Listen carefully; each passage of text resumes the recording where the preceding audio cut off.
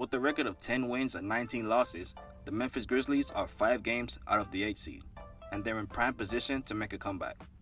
After a 25-game suspension, Ja Morant is back and is looking just as good, if not better than last year.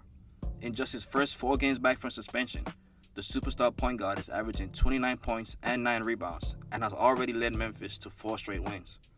The Memphis Grizzlies have a talented team with much of the same core as last year. In the offseason, they cut Dillon Brooks and signed Derrick Rose. They also traded the best backup point guard in the league in Tyus Jones over to the Wizards. Maybe the biggest addition is the trade for Marcus Smart, a former Defensive Player of the Year who can fill the role that both Dillon Brooks and Tyus Jones left behind. The West has been very deep this year. Even with the addition of the play-in tournament, it will still be a tough race to enter the playoffs. The Grizzlies are 5 games behind of the Suns for the 10th seed, with teams like Golden State and Utah still ahead of them in the standings.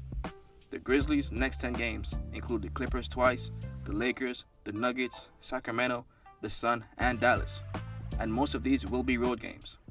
With Steven Adams out for the season, Brandon Clark out until the All-Star break, and Derrick Rose suffering with lingering hamstring issues, I just think this season will be too soon to make a turnaround, simply because of the deep hole the Grizzlies put themselves into without Ja Morant.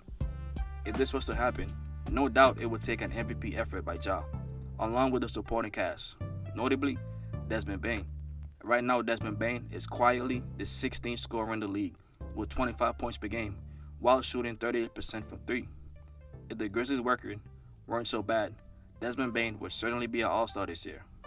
The key for the Grizzlies making the playoffs is Desmond Bane maintaining this level of play.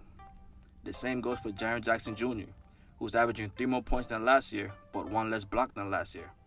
Jaren Jackson is one of the top defensive players in the league, without a doubt, and should be seeing more minutes at the 5.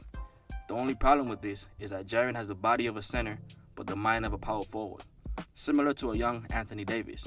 But the difference is, Anthony Davis grew into the center role and is also just a flat-out better player than Jackson. Jackson has never averaged more than 7 rebounds a game, which is partly the reason Steven Adams is such a big loss for this team.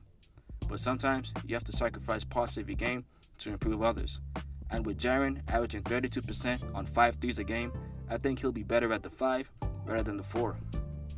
With that being said, the season is still very young, and this is just an early opinion. We haven't even reached the All-Star break. The only playoff locks that I see are Timberwolves, OKC, Denver, Clippers if healthy, Kings, and the Dallas Mavericks. And they are all top 6 seeds in the West right now.